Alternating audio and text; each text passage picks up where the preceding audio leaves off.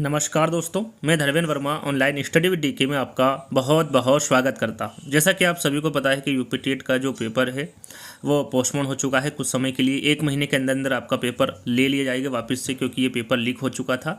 तो आपको परेशान होने की आवश्यकता नहीं है, आपको पॉजिटिव बातों को ध्यान में रखना है। ये समझिए कि 1 महीना और मिल चुका है आपको तैयारी करने का, तो उसी को ध्यान में रखते हुए आपको तैयारी करना है। आपको किसी भी प्रकार से परेशान नहीं होना है, क्योंकि पेपर आपका होना ही है। तो आपको और अच्छे से तैयारी कर लेना है। 1 महीना और मिल चुका है आपको। 1 महीना के अंदर अंदर आपका पेपर हो जाएगा। तो जो पेपर हुआ है उसको हम यहाँ पर सोल्व करवाएंगे। वैसे तो हमने पार्ट वाइज इसको पहले ही अपलोड कर दिया है। यदि आपने नहीं देखा है तो इसको देख लीजिएगा। यहाँ पर इंग्लिश का भी भाग आपको मिलेगा, क्योंकि वहाँ पर इंग्लिश का भाग हमने अपलोड नहीं किया है। तो इसमें सारे विषय आपको एक साथ मिलने वाले हैं, 150 प्रश्न मिलने वाले हैं। तो आपको स्किप नहीं करना है। ये समझिए आपके सामने पेपर रखा हुआ है, आप इसमें 150 प्रश्न में कितने नंबर ला पा रहे हैं ये पे आप कमेंट्स के माध्यम से अंत में बता सकते हैं पेपर कि हम ये पेपर दे रहे हैं, उसमें आप कितने अंक प्राप्त कर सकते हैं। इस प्रकार से आप इसको रखिएगा। तो शुरुआत करते हैं। शुरू में हम बाल विकास आपको बताएंगे, फिर आपका हिंदी, इंग्लिश और गणित, और फिर हम आपको पर्यावरण अध्ययन के 150 प्रश्न है। टोटल 150 प्रश्न आपको इस वीडियो के माध्यम से देने वाले हैं। तो शुरुआत करते हैं। आज का पहला प्रश्न है आपका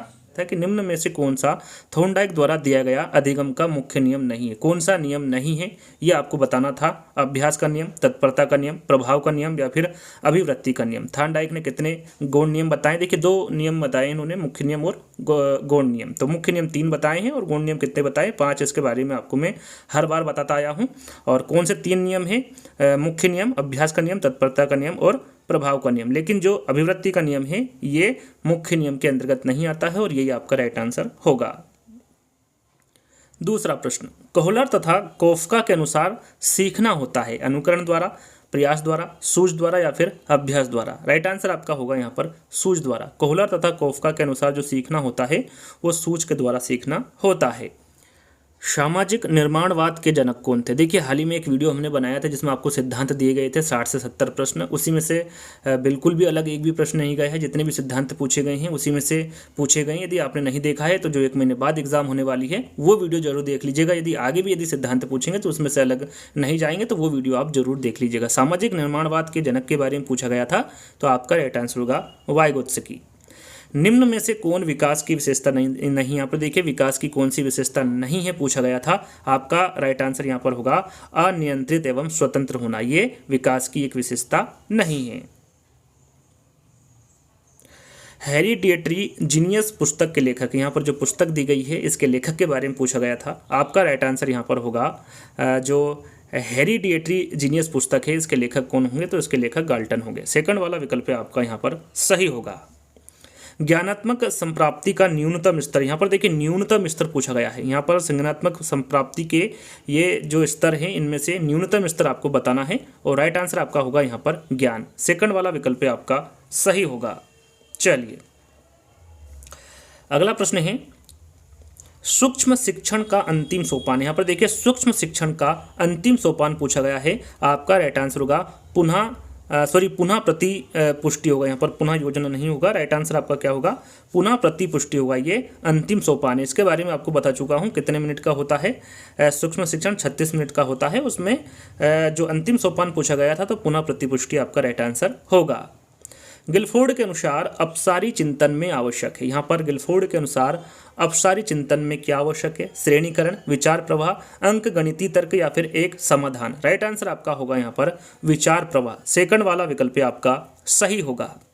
9वां प्रश्न, मस्तिष्क उद्वेलन विधि के प्रतिपादक कौन थे? मस्तिष्क उद्वेलन विधि के प्रतिपादक के बारे में पूछा गया है। आपका राइट आंसर यहाँ पर होगा ऑसबोर्न। ये मस्तिष्क उद्वेलन विधि के प्रतिपादक होंगे। अगला प्रश्न, प्रासंगिक अंतर्बोध परीक्षण। प्रासंगिक अंतर्बोध परीक्षण के बारे में आपको बता चुके हैं। ये कौन किससे संबंधित है? आपका राइट आंसर होगा ये मार्गन और मूरे दोनों से ही संबंधित है। राइट आंसर आपका यहाँ पर 1 एवं 2 दोनों सही होगा। अगला प्रश्न, सृजनात्मक चिंतन की प्रथम अवस्था कहलाती है। यहाँ पर देखिए सृजनात्मक चिंतन की प्रथम अवस्था पूछी गई है। आपका राइट आंसर होगा यहाँ पर आयोजन। याद रखिएगा सृजनात्मक चिंतन की जो प्रथम अवस्था होती है वो आयोजन होती हैं। उद्दीपन अनुक्रिया सिद्धांत का प्रतिपादन किसके द्वारा किया गया था? राइट आंसर आपका यहाँ पर होगा थॉर्नडाइक। याद रखिएगा उद्दीपन अनुक्रिया सिद्धांत का जो प्रतिपादन किया गया था ये थॉर्नडाइक के द्वारा किया गया था। चलिए अगला प्रश्न है, कौन से कारक अधिगम को प्रभावित करते हैं? कौन सा कारक है जो कि अधिगम को प्रभावित करता है? राइट आंसर आपका होगा व्यक्तिगत कारक, वातावरण संबंधी कारक और सामाजिक कारक। ये तीनों ही अधिगम कारक को प्रभावित करते हैं। तो राइट आंसर आपका यहाँ पर उपरोक्त सभी होगा। अगला प्रश्न, बहुबुद्धि का सिद्धांत। बहुबुद्धि का सिद्धांत किसके द्वारा दिया गया था? आपका राइट आंसर होगा गार्डनर। इंपॉर्टेंट है, इसके बारे में हर सिद्धांत के बारे में उस वीडियो के माध्यम से बता चुका हूं। बहुबुद्धि का जो सिद्धांत है ये गार्डनर के द्वारा दिया गया है। स्पीयरमैन ने कौन सा सिद्धांत दिया था? तो स्पीयरमैन ने बुद्धि का द्विकारक सिद्धांत दिया था और त्रिकारक सिद्धांत दिया था। यहाँ पर त्रिकारक होता तो भी आपका राइट आंसर होता। स्पीयरमैन ने बुद्धि का द्विकारक सिद्धांत दिया था। प्रोजेक्ट विधि संबंधित है। जो प्रोजेक्ट विधि है ये किससे संबंधित है? राइट आंसर आपका होगा किलपेट्रिक। जो प्रोजेक्ट विधि है ये किलपेट्रिक से संबंधित है। पाठ योजना में छात्र के पूर्व अधिगम से संबंधित है। यहाँ पर उद्देश्य लेखन है, प्रस्तावना प्रश्न है, मूल्यांकन प्रश्न है या फिर लक्ष्य कथन है। आपका राइट आंसर होगा यहाँ पर प्रस्तावना प्रश्न। सेकंड वाला विकल्प आपका सही होगा। गलत वाक्य को चुनिए। यहाँ पर देखिए गलत वाक्य 4 विकल्प हैं, इसमें से कौन सा गलत वाक्य है इसको आपको चुनना है। राइट आंसर आपका यहाँ पर होगा छात्र सबसे अच्छा नियंत्रण वातावरण से सीखते हैं। ये यहाँ पर वाक्य गलत होगा। फोर्थ वाला विकल्प आपका सही होगा। चलिए, संविधान के किस संशोधन से शिक्षा के अधिकार पर बल दिया गया है? कौन सा संविधान का संशोधन है? तो आपका राइट आंसर होगा वो 86वां है। यहाँ पर संविधान के 86वां संशोधन से शिक्षा के अधिकार पर बल दिया गया। सेकंड वाला विकल्प आपका सही होगा। शिक्षण के कार्य में सम्मिलित है। शिक्षण के कार्य में कौन सा कार्य सम्मिलित है? आपका राइट आंसर होगा यहाँ पर मूल्यांकन कार्य, उपचारात्मक कार्य और निदानात्मक कार्य। ये तीनों ही शिक्षण के कार्य में सम्मिलित है। तो उपरोक्त सभी आपका राइट आंसर होगा। अगला प्रश्न, शिक्षण सबसे कम प्रभावशाली होगा जब शिक्षक एकाधिकारवादी होगा, विद्यार्थी निष्क्रिय रहेंगे, केवल लिखने पर बल हो या फिर उपरोक्त सभी। तो यहाँ पर आपका राइट आंसर होगा उपरोक्त सभी। शिक्षण सबसे कम प्रभावशाली होगा जब शिक्षक एकाधिकारवादी होगा, विद्यार्थी निष्क्रिय रहेंगे और केवल लिखने पर बल होगा। तो यहाँ पर उपरोक्त सभी आपका राइट आंसर होगा। भाषा रूपांतरण सिद्धांत दिया था। भाषा रूपांतरण जो सिद्धांत है ये किसके द्वारा दिया गया था? आपका राइट आंसर होगा या चोम्स्की के द्वारा दिया गया था। शारीरिक गठन के संदर्भ में कौन सही नहीं है? यहाँ पर देखिए शारीरिक गठन के संदर्भ में कौन सा सही नहीं है इसके बारे में आपको बताना है। राइट आंसर आपका होगा यहाँ पर एंटोगोनिस्टिक। ये शारीरिक गठन के संदर्भ में सही नहीं होगा। निम्नवत में अभिप्रेरणा के घटकों की पहचान करें। यहाँ पर देखिए अभिप्रेरणा के घटकों की पहचान आपको करना है। राइट आंसर आपका होगा आवश्यकता, अंतर्नोद और प्रोत्साहन। ये तीनों ही अभिप्रेरणा के घटक होते हैं। तो उपरोक्त सभी आपका राइट आंसर होगा। मनोविश्लेषणात्मक सिद्धांत किसके द्वारा दिया गया था? सभी को पता है, सरल सा प्रश्न है। ये किसके द्वारा दिया गया था? तो ये सिगमंड फ्राइड के द्वारा दिया गया था मनोविश्लेषणात्मक सिद्धांत। निम्नलिखित में से कौन स्किनर द्वारा प्रतिपादित अधिगम के सिद्धांत से संबंधित नहीं है? निम्नलिखित में से कौन स्किनर द्वारा प्रतिपादित अधिगम के सिद्धांत से संबंधित नहीं है? आपका राइट आंसर होगा यहाँ पर त्रुटियों के माध्यम से सीखना। तीसरा वाला विकल्प आपका सही होगा। विभिन्न योग्यताओं एवं रुचियों वाले विद्यार्थियों हेतु कौन सा मूल्यांकन अधिक उपयोगी होगा? आपका राइट आंसर होगा सतत एवं व्यापक मूल्यांकन। विभिन्न योग्यताओं में एवं रुचियों वाले विद्यार्थियों हेतु जो सतत एवं व्यापक मूल्यांकन है ये अधिक उपयोगी होगा। निम्न में से कौन अनुदेशनात्मक उद्देश्यों से संबंधित ब्लूम के वर्गीकरण के संज्ञानात्मक पक्ष से संबंधित नहीं है? आपका राइट आंसर यहाँ पर होगा चरित्र निर्माण। याद रखिएगा, अनुदेशनात्मक उद्देश्यों से संबंधित ब्लूम के वर्गीकरण के जो संज्ञानात्मक पक्ष से संबंधित नहीं होगा वो चरित्र निर्माण नहीं होगा। निम्न में से कौन सा शिक्षण का स्तर नहीं? यहाँ पर शिक्षण का स्तर कौन सा नहीं है पूछा गया है आपसे। राइट आंसर आपका यहाँ पर होगा यहाँ पर अभिप्रेरणा स्तर। अभिप्रेरणा स्तर शिक्षण का स्तर नहीं है। अंतिम प्रश्न, विकास के मनोसामाजिक सिद्धांत का प्रतिपादन किसके द्वारा किया गया था? तो ये एरिक्सन के द्वारा किया गया था। किसके द्वारा? एरिक्सन के द्वारा। आई होप आपने यदि यहाँ पर आकलन भी किया होगा तो आप 30 में से 30 अंक प्राप्त कर रहे होंगे। हम आशा करेंगे कि जो 1 महीने बाद का पेपर हो वो भी इतना ही सरल आए और आप अच्छे से तैयारी करिएगा। हम आगे भी आपको तैयारी करवाते रहेंगे। तो बाल विकास का जो प्रश्न पत्र आया था उसको हम यहीं समाप्त करते हैं। यहाँ पर ये हिंदी का पार्ट है और हिंदी के पार्ट के 30 प्रश्न को हम इसमें देखेंगे। तो देखिए पहला प्रश्न यहाँ पर था बोना का तत्सम क्या होगा? तो यहाँ पर 4 विकल्प हैं। है, मैं ज़्यादा समय नहीं लूँगा इसमें। वापन है, वपन है, वामन है या फिर बान है। तो बोना जो होता है उसका मतलब होता है छोटा रूप वाला व्यक्ति जो होता है उसे हम बोना भी कहते हैं और उसे हम वामन भी कहते हैं। तो इसका तत्सम जो होगा यहाँ पर होगा ऑप्शन थर्ड। इसी के साथ में अगला प्रश्न था यहाँ पर धूमकेतु का पर्यायवाची क्या है। तो धूमकेतु जो होता है एक तारा भी होता है जिसे हम धूमकेतु तारा या पुच्छल तारे के नाम से भी जानते हैं। तो यहाँ पर हमें देखना है इसका पर्यायवाची क्या है, असुर, अग्नि, अश्व या फिर आकाश। तो यहाँ पर इसका जो पर्यायवाची होगा ये होगा इस पे अग्नि। दूसरा विकल्प इसके लिए सही होगा। आगे एक पैसेज दिया था और पैसेज को यहाँ पर पढ़ करके आपको अपने प्रश्नों के उत्तर देना थे। तो यहाँ पर आप देखें कि जो गद्यांश दिया है इसमें आज मनुष्य विज्ञान के हाथों में अद्भुत और अतुल्य शक्ति दे रहा है। आपका जो पहली लाइन है इसी पहली लाइन से ही प्रश्न का उत्तर निकल रहा है। तो मैं यहाँ पूरे पैसेज को नहीं पढ़ूंगा क्योंकि ज़्यादा समय लगेगा। अब आप इसके प्रश्न को देखिएगा तो यहाँ पर आप देखें कि उपयुक्त पंक्ति में कौन मनुष्य के हाथों या में अद्भुत अतुल्य शक्ति दे रहा है। तो पहली ही लाइन में हमें पता चल रहा है कि विज्ञान जो है ये इस मनुष्य के हाथों में अद्भुत और अतुल्य शक्ति दे रहा है। चलिए आगे काफ़ी महत्वपूर्ण प्रश्न है, कफन कहानी के लेखक कौन है ये पूछा गया था। काफ़ी सरल सा प्रश्न और आप सभी जानते हैं कफन जो है ये मुंशी प्रेमचंद की रचना है और इसके लेखक जो है प्रेमचंद होंगे। तो पहला विकल्प जो होगा इसके लिए सही होगा। आगे बात करते हैं यहाँ पर जो अगला हमारा प्रश्न है। तो यहाँ पर हमारा प्रश्न 34 तक हो रहा है। तो चलिए इसी पेज पे अगला प्रश्न हमें यहाँ पर मिलेगा ये वाला 35 नंबर का। चलिए देखिए, उदित उदयगिरी मंच पर रघुवर बल पतंग, बिकसी संत सरोज सब हर्षे लोचन भृंग।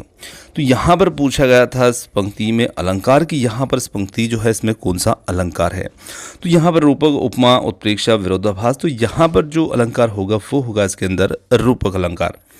आगे बात करते हैं अगले प्रश्न की, उससे बैठा नहीं जाता है में कौन सा वाच्य है। तो यहाँ पर भाववाच्य, कर्मवाच्य, कृतवाच्य या फिर फोर्थ है इनमें से कोई नहीं। तो यहाँ पर हम इसमें कह सकते हैं कि इसमें जो वाच्य होगा वो होगा पहला भाववाच्य।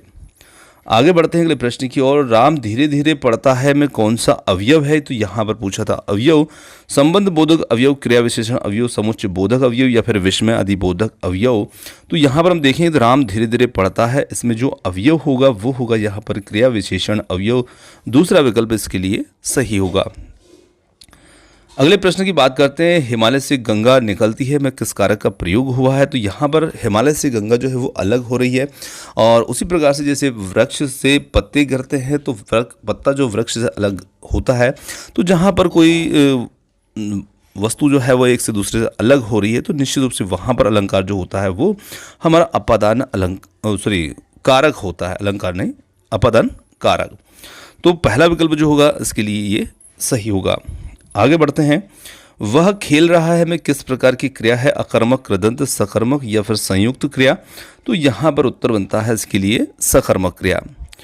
आगे अगले प्रश्न को देखें। अगला प्रश्न आता है महेंद्र शब्द, चलिए ये है हमारा अगला प्रश्न। चमचमात चंचल नयन बिच घूंघट पर झीन, मानहु सुर सरिता विमल जल उदात युगमीन। इस पंक्ति में फिर पूछा गया था यहाँ पर अलंकार के, इन पंक्तियों में जो अलंकार है वो कौन सा अलंकार है, उत्प्रेक्षा, रूपक, विरोधाभास या फिर यमक। तो यहाँ जो पंक्ति दे रखी थी इन पंक्ति के अंदर अलंकार जो होगा वो होगा इसमें उत्प्रेक्षा अलंकार। अगला प्रश्न था यहाँ पर सूरज का सातवां घोड़ा, गुनाहों का देवता आदि ये रचनाएं जो हैं ये किसकी रचना है। तो यहाँ पर इस पेपर में कुछ टिक लगे भी है तो ये कुछ सही भी हैं और कुछ गलत भी हैं। तो यहाँ पर मोहन राकेश, नरेश मेहता, जनेंद्र, धर्मवीर भारती। तो यहाँ पर बिल्कुल सही उत्तर आपका जो ऑप्शन 4 है, धर्मवीर भारती की ये रचनाएँ हैं। चलिए आगे बढ़ते हैं, वा का उच्चारण स्थान कौन सा है, दंतोष्ठ, कंठ और दंत या फिर कंठ तालव्य। तो वा का जो उच्चारण स्थान होगा वो होगा यहाँ पर पहला ही, जिसमें दंत ओष्ठ यानी कि दांत और होंठ दोनों से इसका उच्चारण होता है। आगे प्रश्न को देखते हैं। अगला प्रश्न आता है, अग्नि का विशेषण क्या होगा यहाँ पर। तो आनी, आग्नेय, अज्ञे या फिर आग। तो अग्नि का विशेषण पूछा है तो निश्चित रूप से आग्नेय ही यहाँ पर अग्नि का विशेषण होगा। तेजाब में कौन सी संज्ञा है यहाँ पर, भाववाचक, व्यक्तिवाचक, द्रव्यवाचक या फिर समूहवाचक। तो हम जानते हैं कि कुछ द्रव्यवाचक संज्ञा में जैसे तेल, घी, दूध वगैरह आते हैं और इसी प्रकार से तेजाब भी यहाँ पर एक द्रव्यवाचक संज्ञा होगा और थर्ड विकल्प इसके लिए सही होगा। आगे बढ़ते हैं अगले प्रश्न की ओर। अगला प्रश्न आता है, नाव जल में तैरती है में कौन सा कारक है? यहाँ पर संप्रदान, संबंध या करण कारक, अधिकरण कारक। तो यहाँ पर जो कारक इसमें होगा वो होगा इसमें अधिकरण कारक। आगे हम देखें अगले प्रश्न को। तो इसी में अगला प्रश्न हमारा जो आता है वो आता है यहाँ पर, महेंद्र शब्द का संधि विच्छेद क्या होगा? तो महेंद्र शब्द का संधि विच्छेद क्या होगा? तो यहाँ पर इसका संधि विच्छेद होगा महाधन इंद्र, और दूसरा विकल्प इसके लिए सही होगा। शेर को सवा शेर लोकोक्ति का क्या अर्थ है? तो शेर को सवा शेर मिलना मतलब कि एक से बढ़कर दूसरा उससे बढ़कर मिलना। तो यहाँ पर हम कह सकते हैं कि थर्ड विकल्प जो है एक से बढ़कर दूसरा, मतलब एक से भारी दूसरा, तो एक से बढ़कर दूसरा, यहाँ पर तीसरा विकल्प इसके लिए उत्तर होगा। अगला प्रश्न है, खाने की इच्छा के लिए एक शब्द बताइए। तो खाने की इच्छा के लिए एक शब्द क्या हो सकता है? लिप्सा, बुभुक्षा, जिज्ञासा या फिर प्रमेय। तो खाने की जो इच्छा होती है उसके लिए एक शब्द होता है बुभुक्षा, और दूसरा विकल्प इसके लिए बिल्कुल सही है। अगला प्रश्न यहाँ पर है, किंडरगार्टन शिक्षण पद्धति के जन्मदाता या शिक्षा शास्त्री जो थे वो कौन थे? तो बाल विकास के अंदर भी काफ़ी बार आया हुआ प्रश्न है और सरल सा प्रश्न भी है। तो किंडरगार्टन शिक्षण पद्धति के जन्मदाता जो है वो फ्रोबेल हैं, और फोर्थ विकल्प इसके लिए सही है। इसी के साथ में प्रवर का विलोम शब्द क्या होगा? अंतिम अवर या फिर अप्रशस्त या प्रशस्त। तो यहाँ पर हम कह सकते हैं कि प्रवर का जो विलोम शब्द होगा वो यहाँ पर होगा अवर, और दूसरा विकल्प इसके लिए सही होगा। उपचारात्मक शिक्षण में किस अध्यापन प्रक्रिया का प्रयोग अधिक किया जाता है? तो उपचारण शिक्षा जो होती है उसमें किसका प्रयोग अधिक होता है? सामाजिक, व्यक्तिगत, यांत्रिक या फिर वाचन। तो निश्चित रूप से जो शिक्षण हमारा होता है एक सामाजिक प्रक्रिया होती है, तो उसी में सामाजिक प्रक्रिया का प्रतीक अधिक होता है। अगला प्रश्न देखें यहाँ पर, सूखी पिया को जो मैं ना देखूं, कैसे काटूं अंधेरी रतियां, किस कवि की काव्य की पंक्तियां हैं? यहाँ पर तो ये पंक्तियां पूछिए कि कौन से कवि की काव्य पंक्तियां हैं। मुल्ला दाऊद, अमीर खुसरो, कुतुबन या फिर विद्यापति। तो यहाँ पर अमीर खुसरो की ही ये पंक्तियां हैं, और ये उत्तर इसमें बिल्कुल राइट है। झूठन आत्मकथा के लेखक हैं। तो यहाँ पर झूठन आत्मकथा के लेखक कौन है? तुलसीराम, कमल भारती, ओम प्रकाश वाल्मीकि या फिर शिवराज सिंह बैजैन। तो यहाँ पर जो झूठन आत्मकथा है इसके लेखक जो है ये कौन है? तो यहाँ पर थर्ड विकल्प ओम प्रकाश भारती जो है इसके लेखक है, और थर्ड विकल्प जो होगा इसके लिए सही होगा। अगला प्रश्न है यहाँ पर, सब्ज बाग दिखाना मुहावरे का क्या अर्थ होगा? तो धुन लग जाना, विस्तृत अनुभव होना, पीछा छुड़ाना या अच्छी बातें कहकर बहकाना। तो बिल्कुल फोर्थ विकल्प जो है अच्छी बातें कहकर बहकाना सब्ज बाग दिखाने मुहावरे का अर्थ होगा। इसी के साथ में अगला प्रश्न आता है, जब कर्ता एक क्रिया को समाप्त करके दूसरी क्रिया में संलग्न होता है तो पहली क्रिया क्या कहलाती है? तो आप देख रहे हैं यहाँ पर कि दो क्रियाएं हैं। जब एक क्रिया को समाप्त करके क्रिया कर्ता जो है वो दूसरी क्रिया में संलग्न हो जाता है तो निश्चित रूप से पहली क्रिया मतलब कि पहले की क्रिया, तो उसे हम कहते हैं पूर्वकालिक क्रिया, और थर्ड विकल्प जो होगा इसके लिए ये सही होगा, पूर्वकालिक क्रिया। अगला प्रश्न है, फूले का सकल माही हाई, जनु वर्षा ऋतु प्रकट बुढ़ाई। उन काव्य पंक्तियों में कौन सा अलंकार है? यहाँ पर उत्प्रेक्षा, उपमा, रूपक या फिर दृष्टांत। तो ये जो पंक्तियां हैं इन पंक्तियों में उत्प्रेक्षा अलंकार होगा, और पहला ही विकल्प इसके लिए सही होगा। चलिए आगे हम देखते हैं अगले प्रश्न को, और अगला प्रश्न हमारा आता है इधर,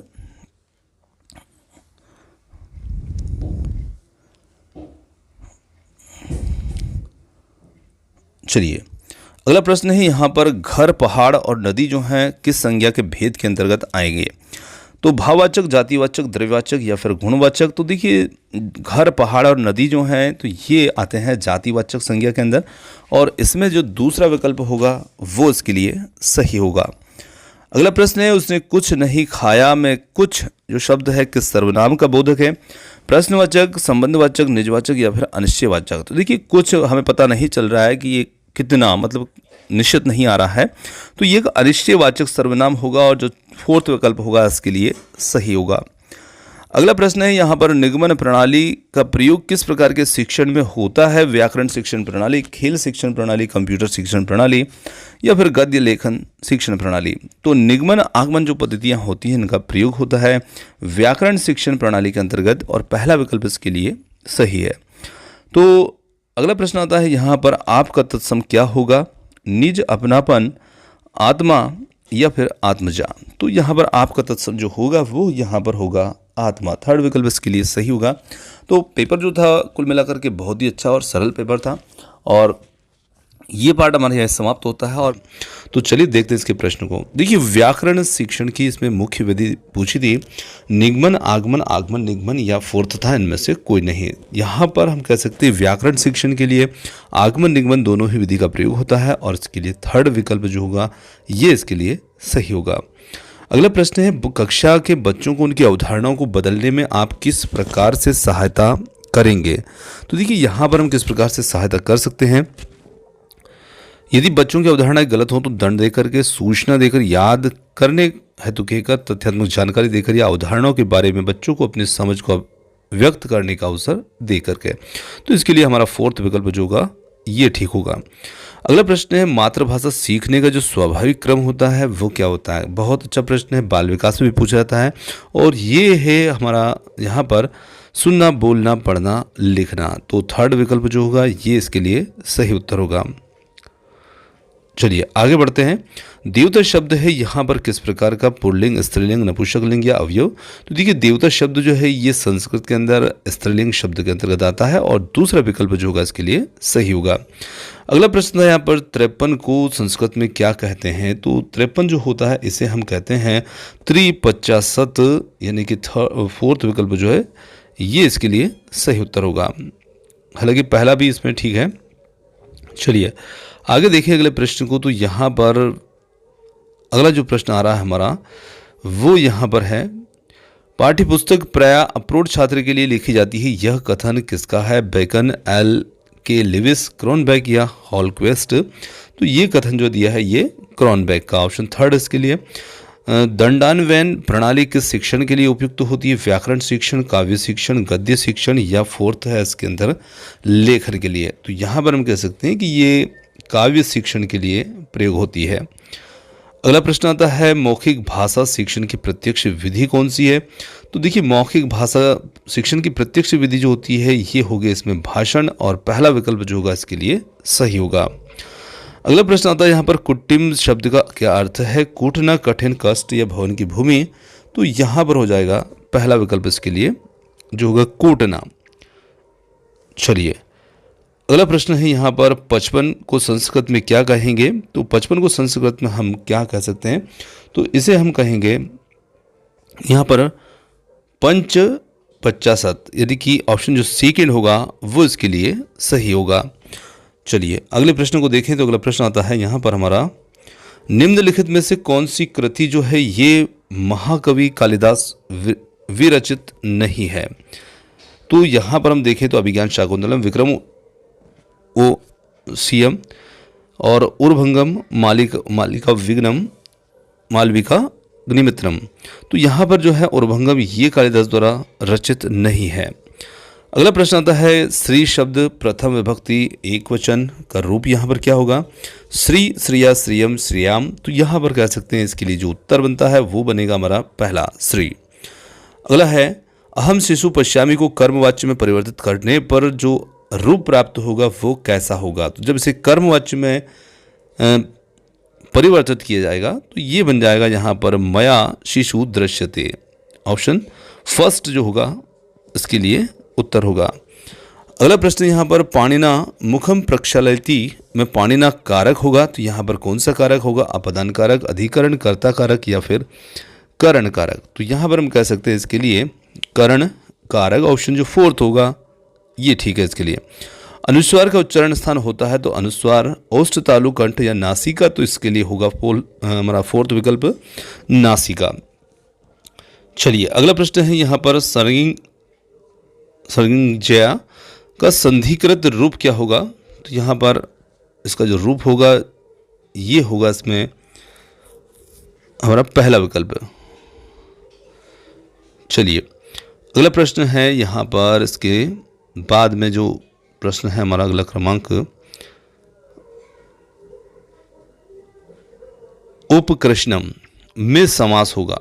तो उपकृष्णम में कौन सा समास होगा, कर्मधारय केवल समास, द्वंद्व या फिर अवयवी भाव समास। तो इसके अंदर जो समास होगा वो होगा अवयवी भाव समास। निम्न में से कौन यहाँ पर उपसर्ग है। तो उपसर्ग यहाँ पर है दुस, दुर, दुर या दुरा। तो जो दूसरा विकल्प होगा दुर, यहाँ पर उपसर्ग होगा। इसी के साथ में अगला प्रश्न है अवयव शब्द नहीं है, तो अवयव शब्द कौन सा नहीं है? कदा, पुरा, सायम या फिर नृपा। तो यहाँ पर नृपा जो होगा ये अवयव शब्द नहीं होगा। अगले प्रश्न की बात करते हैं। शतक त्रय के रचनाकार हैं, तो यहाँ पर इसके रचनाकार पंडित जगन्नाथ जयदेव भर्तृहरि या फिर अमरुक। तो यहाँ पर इसके रचनाकार जो है ये हैं भर्तृहरि, ऑप्शन थर्ड। 13 को संस्कृत में क्या कहेंगे? तो 13 को संस्कृत में हम कहेंगे त्रयोदशा। तो यहाँ पर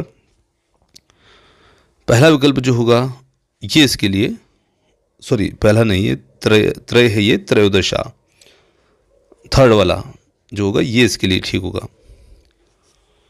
चलिए, वैसे विसर्ग लगता है इसमें पीछे। आगे देखिए, आगे यहाँ पर एक गद्यांश दिया है और गद्यांश के अनुसार हमें कुछ प्रश्नों के उत्तर देखना है। 82 और 83 नंबर के जो प्रश्न हैं इनके उत्तर इस गद्यांश से देखना है। तो गद्यांश को आप देख सकते हैं, दिलीप कश्य सेवा में अकरोत। तो यहाँ पर जो इसके लिए गद्यांश के अनुसार जो उत्तर बनता है वो बनेगा इसमें नंदिनिया, ऑप्शन सेकेंड। राजा गाम प्रतिदिनम कुत्र अनियत। तो यहाँ पर गृहम, वनम, आश्रम या फिर धेनुम। तो यहाँ पर हो जाता है दूसरा विकल्प वनम। पैसेज को पढ़ेंगे तो उसमें आसानी से आपको उत्तर ये मिल जाते हैं। चलिए आगे बात करते हैं यहाँ पर अगले प्रश्न के दिवस शब्द के सप्तमी विभक्ति का बहुवचन रूप क्या होगा? दिवसेषु, दिवसेषु या दिवससु या दिवसेषु। तो यहाँ पर जो इसका होगा फोर्थ विकल्प दिवसेषु। नदी शब्द की प्रथमा विभक्ति एकवचन रूप निम्न में से कौन सा होगा? तो यहां पर होगा पहला नदी। आगे देखें, पितृ शब्द का पर्यायवाची निम्न में से कौन नहीं है? तो यहां पर जो पर्यायवाची नहीं है वो होगा पितृव्य, ऑप्शन फर्स्ट। चलिए आगे देखिए अगले प्रश्न को। तो अगला प्रश्न हमारा है यहां पर,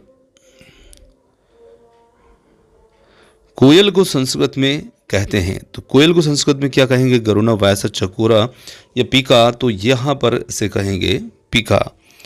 आगे देखें अगले प्रश्न को। तो अगला प्रश्न आता है यहाँ पर, अंगुली का वाचक संस्कृत शब्द है। तो करा, कर शाखा, करतलम या स्कंदा। तो यहाँ पर कह सकते हैं कर शाखा जो है ये अंगुली का वाचक संस्कृत शब्द होगा, कर शाखा। अगले प्रश्न को, व्याकरण पद्धति को निम्न में से किस अन्य नाम से भी जाना जाता है? तो व्याकरण पद्धति को अन्य में किस और नाम से जाना जाता है? तो यहाँ पर पाठशाला पद्धति, ऑप्शन जो सेकेंड होगा यहाँ पर उत्तर होगा। चलिए अगला प्रश्न है यहाँ पर, निम्न में से कौन सा वाणी का रूप नहीं है? तो परा, पश्यंती, वैखरी, व्युत्तमा। तो यहाँ पर होगा पश्यंती। तो दोस्तों यहाँ पर थे ये संस्कृत के प्रश्न, और हम डिस्कशन करने वाले हैं इंग्लिश का पेपर जो कि आपका प्राइमरी लेवल का है। और मेन इसमें ये रहा कि आप सारे चेक करें कि आपके कितने इसमें सही हैं और मुझे कमेंट में करें। तो चलिए, आपका पेपर 28 नवंबर का इंग्लिश का फर्स्ट क्वेश्चन है। इसमें fill in the blank with the appropriate preposition. The coolie carried a suitcase dash his head। आपको यहाँ पर बोला गया है कि इसमें आपको प्रपोजिशन फिल करना है। तो देखिए, सूटकेस कैरी कर रहा है तो ऑब्वियस है हेड पर है, मतलब सरफेस को टच कर रहा है, मतलब आपका इसमें ऑप्शन नंबर थर्ड होगा ऑन। नेक्स्ट है आपका, which of the following is plural. आपको इसमें बताना है कि इसमें से कौन सा जो बर्ड है प्लूरल के फॉर्म में है। तो देखिए, स्टेडियम, ऑशियस, रेडियस और एल्यूमिना। तो एल्यूमिना जो है एल्यूमिनस से बना हुआ है। तो आपका ये जो वर्ड है 62 4 नंबर का जो रहेगा वो आपका प्लूरल फॉर्म में रहेगा। 63 है आपका, choose an appropriate conjunction for the following sentence. आपको यहाँ एप्रोप्रिएट कंजंक्शन चूज़ करना है। Strike the iron and it is hot, मतलब ये है कि वो लोहा गर्म हो तभी आपको पीटना चाहिए, इस टाइप से है। तो इसमें आपका जो ऑप्शन रहेगा third option, while strike the iron while it is hot. फिर है आपका, identify the passive voice for the sentence please sit down. आपको जो पैसिव वॉइस में आपको आइडेंटिफाई करना है तो इसमें रिक्वेस्टेड, ऑर्डर्ड के फॉर्म में रहेगा। तो फर्स्ट वाला जो ऑप्शन है, you are requested requested to sit down, इसमें आपका सही रहेगा। फिर है आपका which of the following alternatives is grammatically correct, आपको इसमें ये बताना है कि इसमें से कौन सा है जो ग्रामेटिकली करेक्ट है। तो bread and milk are a wholesome food, bread and milk are wholesome food. And यहाँ पर थर्ड ऑप्शन जो है bread and milk is a wholesome food. फिर आपका नेक्स्ट जो क्वेश्चन है 66 नंबर का, आपका इसमें एक पोएम दिया हुआ है और इस पोएम को रीड करके आपको कुछ क्वेश्चंस के आंसर्स देने हैं। तो आप इस पोएम को पॉज करके वीडियो को केयरफुली पढ़ लें और देन इसके बाद में आंसर दें। तो सबसे पहला जो क्वेश्चन है आपका यहाँ पर है what is the meaning of the word flag, जो वर्ड फ्लैग है इसका मीनिंग क्या है। तो जो फ्लैग वर्ड होता है इसका मतलब होता है एक थिन पीस, कोई स्मॉल सा टुकड़ा या फिर ड्रॉप्स ऑफ अ रेन, दोनों इसके मीनिंग होते हैं, both one and second correct. अब 67 है डीप एंड की पार। अब डीप एंड की पार क्या है, ये सिमिली हैं या फिर मेटाफोर हैं या राइमिंग वर्ड्स हैं या ऑल्टरनेटिव वर्ड्स हैं। तो ये हैं आपके राइमिंग वर्ड्स हैं, deep and clean, deep and की पार are rhyming words. The use of technology to enhance the learning process is called, आपकी ये जो टेक्नोलॉजी है लर्निंग प्रोसेस की, इसे कहते हैं हम ICT। इन एजुकेशन में हम क्या कहेंगे, ICT। नेक्स्ट है आपका the sentence John will be leaving for England tomorrow is in. तो ये जो सेंटेंस है ये सेंटेंस किस उसका है, देखिए विल बी लगा हुआ है, मतलब फ्यूचर कंटिन्यूअस टेंस का है। देखिए क्वेश्चन का लेवल कितना ईजी है, आप आसानी से सारे क्वेश्चंस कर सकते थे और मेन है कि इसमें बहुत ही बेसिक ग्रामर पूछी गई है। नेक्स्ट है आपका which of the following is a complex sentence, इसमें से आपका कौन सा है जो कॉम्प्लेक्स सेंटेंस है। तो देखिए Ravi did not like that worded man, she lives in a locality of her liking, he reads what he like. तो थर्ड ऑप्शन जो है आपका he reads what he like, ये आपका कॉम्प्लेक्स सेंटेंस है। 71 है the teacher in English medium school usually teach their student in the grammar translation method, the direct method, the bilingual method. तो देखिए इंग्लिश मीडियम का जो टीचर होगा उसके लिए मेन आपका क्या रहेगा, द डायरेक्ट मैथड। तो हम इसके लिए बताते हैं direct method. Find out the subject in the following sentence, आपको इसमें सब्जेक्ट बताना है क्या होगा, the beautiful rainbow soon faded away. तो आपका इसमें सब्जेक्ट क्या होगा, आप इस सेंटेंस को रीड करेंगे the beautiful rainbow, the beautiful rainbow. यहाँ पर आपका क्या है 4 वाला जो ऑप्शन है वो राइट आंसर होगा। सब्जेक्ट होगा supply the correct article in the following sentence, आपको इसमें आर्टिकल फुलफिल करना है। Raghu is dash one eyed man, तो इसमें आपका जो रघु है Raghu is a dash one, one ये आपका प्रोनाउंसिएशन वा से आ रहा है और जब प्रोनाउंसिएशन वा से आता है तो हम लगाते हैं ए। फिर नेक्स्ट क्वेश्चन है बच्चों which of the following words is plural, इसमें से ऐसा कौन सा वर्ड है जो प्लूरल के फॉर्म में है। तो आप इसमें देख सकते हैं कि चाइल्ड एक सिंगुलर वर्ड है, कैटल सिंगुलर वर्ड है, कैटल सिंगुलर वर्ड नहीं है। तो आपका जो राइट ऑप्शन हुआ ऑप्शन नंबर 2 होगा कैटल। फिर नेक्स्ट क्वेश्चन है which of the following noun is in plural, इसमें से कौन सा जो नाउन है वो प्लूरल के फॉर्म में है। तो आप यहाँ से देखेंगे कि जो इकोनॉमिक वर्ड है ये थोड़ा सा एक विवादित क्वेश्चन भी बोल सकते हैं इस क्वेश्चन को हम 75 को। तो इकोनॉमिक वर्ड जो है इसमें प्लूरल फॉर्म में है। फिर है आपका 76 नंबर, तो 76 नंबर का जो क्वेश्चन है यहाँ पर बोला गया है which of the following sentence is in a passive voice. तो इसमें से जो कौन सा सेंटेंस है जो पैसिव वॉइस में है। तो 76 नंबर के क्वेश्चन में my nerves are bad tonight and second है he takes his classes punctually a letter was written by him yesterday. तो जो आपका थर्ड वाला ऑप्शन है a letter was written in him yesterday.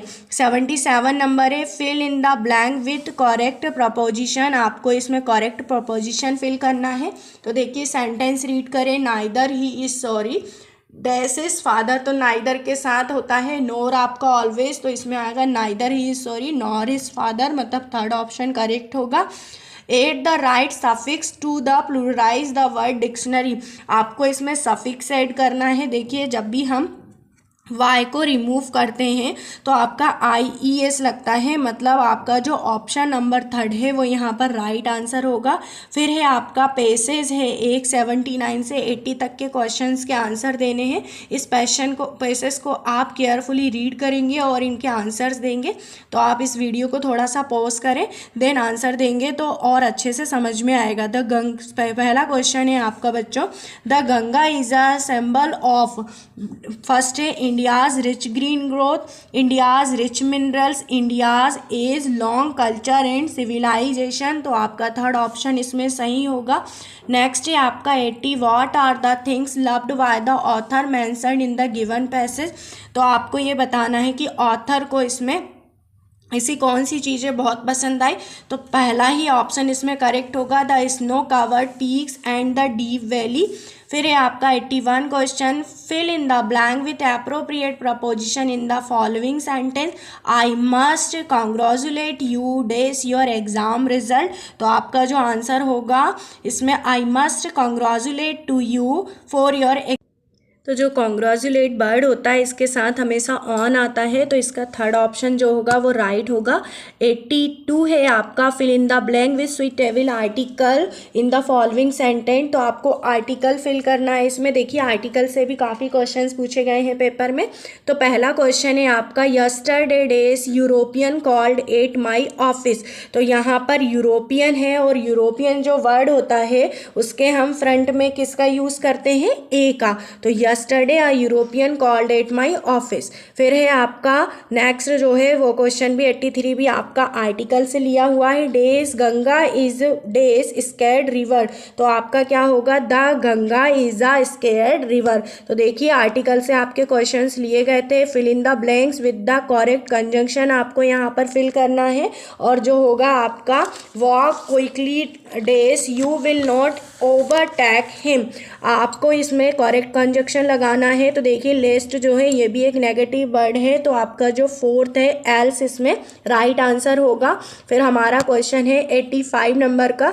देखिए question का paper काफ़ी easy था, आर्टिकल से काफ़ी सारे क्वेश्चंस आए हुए हैं, आप कर सकते थे इजीली।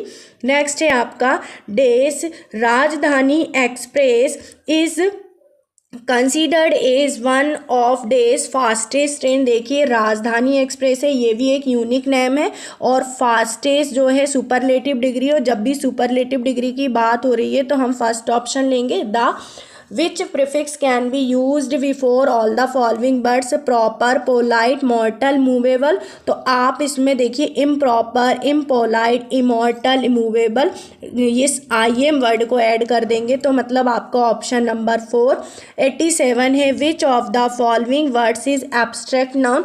देखिए एब्स्ट्रैक्ट नाउन जो है इसमें आप हमेशा याद रखिएगा कि जो ह्यूमैनिटी है ये आपका एब्स्ट्रैक्ट नाउन में आएगा, मतलब 87 का थर्ड ऑप्शन आपका करेक्ट होगा। फिर है आपका 88, प्लूरल ऑफ मैक्सिमम इज। अब मैक्सिमम का आपको यहाँ पर प्लूरल बताना है जो कि आपका होगा मैक्सिमा, ठीक। फिर है आपका 89 नंबर का question, add the right suffix to pluralize the word memento. Memento जो वर्ड है इसमें राइट सफिक्स लगाना है। तो आपका इसमें यदि एस ऑप्शन नहीं है तो थर्ड ऑप्शन ES होगा। 90 नंबर का क्वेश्चन है, identify the gender of the word Zarina. आपका इसमें जो वर्ड है जरीना, तो ये आपका फेमाइन जेंडर होगा। तो इस तरह से आपका जो इंग्लिश का पेपर था मैंने उसके आंसर की आपको बता दिए। आप सभी कमेंट बॉक्स में बताएं कि आपके कितने में से कितने सही रहे। आप सभी को दोस्तों मेरा जय हिंद, वंदे मातरम। हमारे पास क्वेश्चन पेपर है मैथमेटिक्स का और हम आपको बताने वाले हैं कि ये सारे जो क्वेश्चंस थे वो किस तरह के हैं और इनका सॉल्यूशन। अच्छा, पेपर का जो लेवल है जिस तरह से मुझे दिखाई दे रहा है ये काफ़ी इजी ही है। जिस तरह से हमने प्रैक्टिस की थी, प्रीवियस ईयर्स के पेपर्स लगाए थे, तो क्वेश्चन पेपर वहीं से आया हुआ है। आप चाहें तो हर एक क्वेश्चन को कर सकते हैं और यदि तैयारी आपने अच्छे से की है तो बिल्कुल भी कोई भी प्रॉब्लम नहीं है इस पेपर में। पेपर काफ़ी सरल है। सबसे पहला क्वेश्चन है यहाँ पर आपके सामने, 10 रुपये दर्जन की दर से केले खरीद का 12 रुपये के 10 केले की दर से बेचने पर लाभ प्रतिशत होगा। देखिए यहाँ पर 10 रुपये दर्जन की दर से जो केले खरीद का 12 रुपये का 10 केले की दर से बेचने पर लाभ प्रतिशत होगा। तो सबसे पहले तो आपको यहाँ पर वस्तु और मूल्य दो चीज़ों की बात की गई है, एक वस्तु की बात की गई है और मूल्य की बात की गई है। तो यदि आप यहाँ पर देखें तो वस्तु जो है वो आपकी 12 वस्तु है और आपके 10 रुपये हैं, इसके मूल्य इसका 10 रुपये है। और यहाँ पर सेकंड में देखें तो आपकी 10 वस्तु है और जिसका मूल्य है 12, तो 12। तो आपको इन दोनों का कुछ नहीं, सिर्फ क्रॉस मल्टीप्लाई करना था, मैंने आपको इस तरह से बताया हुआ है। तो जो कि आपका होगा 144 माइनस 100 और अपॉन में हम क्या ले लेते हैं यहाँ पर 100, तो ये 44 अपॉन 100 होगा। और 44 अपॉन 100 मतलब आपका क्या हुआ 40%। और यदि पॉजिटिव आता है तो आपका लाभ होता है और नेगेटिव आता है तो हानि होती है। तो यहाँ पर जो ऑप्शन नंबर 3 है 44% आपका यहाँ पर राइट होगा। ठीक, तो हम नेक्स्ट क्वेश्चन है आपका इसी तरह से, यदि किसी संख्या का 30% उस संख्या के 3/4 से 63 कम है तो वह संख्या है। देखिए यहाँ पर आपको कोई एक संख्या लेनी थी जिसका 30%। क्वेश्चन देखिए, क्वेश्चन का लेवल काफ़ी इजी है, हमने इस तरह के क्वेश्चंस कर चुके हैं। किसी संख्या का 30%, तो मान लिया कि जो आपकी वह संख्या है वो क्या है, यहाँ से x है। ठीक, आप यहाँ से मान लेंगे कि वह संख्या आपकी x है। यदि आपकी संख्या वह x है तो x का यदि आप 30% निकालेंगे तो 30% कितना होता है आपका 3/10। अब बोला गया है कि 3/10 है 3/4 और 3/10 का जो डिफरेंस है वो आपका है 63। और यदि आप इस इक्वेशन को सॉल्व करेंगे और x की वैल्यू आप एलसीएम लेंगे तो आपका एलसीएम यहाँ से कितना होगा 20 आपका एलसीएम हो जाएगा। और आप यहाँ पर 15x जो कि आप यहाँ से डिवाइड करेंगे 4 5 जा 5 3 15x माइनस 10 2 टाइम 2 3 जा 6x और 15 और 6x माइनस और x को सॉल्व करेंगे तो आपका जो आंसर होगा x = 140। तो आपका राइट आंसर ऑप्शन नंबर 2 होगा 140। तो इस तरह से आपका जो 92 नंबर का क्वेश्चन था आप उसे सॉल्व करना था। ठीक, अब आपका है 93 नंबर का क्वेश्चन है जिसमें यदि 15 मजदूर एक सड़क पर 48 घंटे 15 मजदूर क्या कर रहे हैं, एक सड़क पर 48 घंटे में बनाते हैं, एक सड़क को 48 घंटे में बनाते हैं और उसी काम को 30 घंटे करने के लिए आवश्यक मजदूरों की संख्या। तो सबसे पहले तो आपका ये जो क्वेश्चन है वो है आपका मजदूर आपके जो भी हैं उनके डे D1, फिर आपका सेकेंड मजदूरों की संख्या मेन या जो भी हैं और आपका D2। तो आपका क्या होगा यहाँ से 15 × 48 15 × 48 और इक्वल होगा जो कि मजदूर आपको निकालने हैं M2 × आपका 30 घंटे। आप इसे कैंसिल कर सकते हैं, 15 से ये 2 टाइम कैंसिल हो गया 30 और 2 से ये 48 आपका 24। तो आपके जो मजदूर हैं आपको कितने आवश्यक मजदूरों की संख्या होनी चाहिए 24।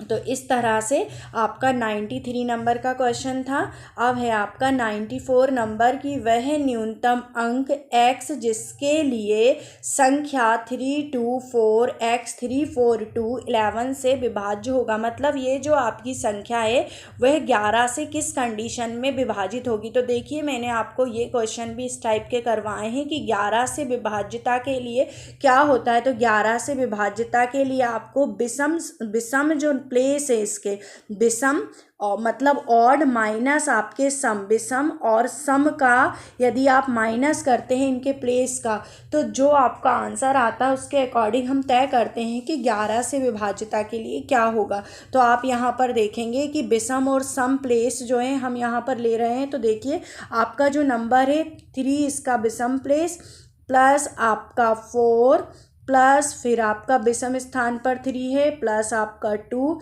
फिर सम स्थान के अंक कौन कौन से आपके 2 है प्लस 4 है।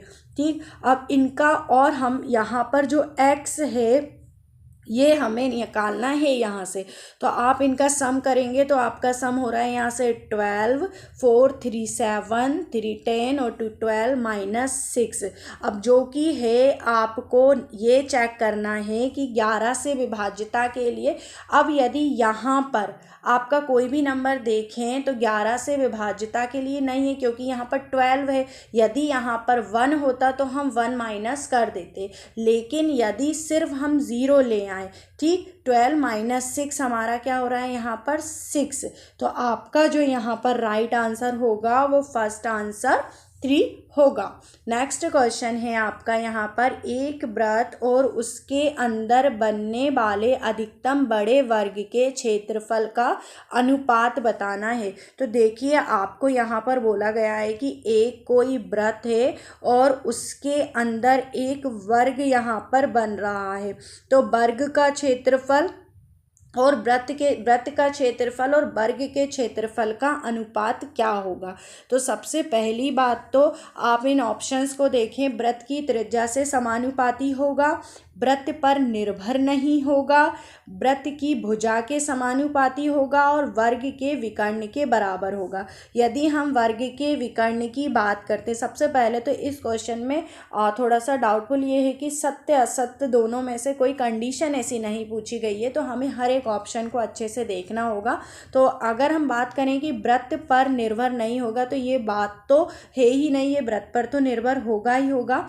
वर्ग की भुजा के समानुपाती, यदि हम वर्ग की भुजा की बात करें कि इसके समानुपाती होगा और वर्ग के विकर्ण के बराबर होगा। तो यदि हम वर्ग के विकर्ण को चेक कर लेते हैं कि वर्ग के विकर्ण, यदि आपकी यहाँ से ये आपका सेंटर पॉइंट हो गया, यदि ये रेडियस r है, ये रेडियस r है, तो टोटल आपका जो हुआ ये 2r हो जाएगा।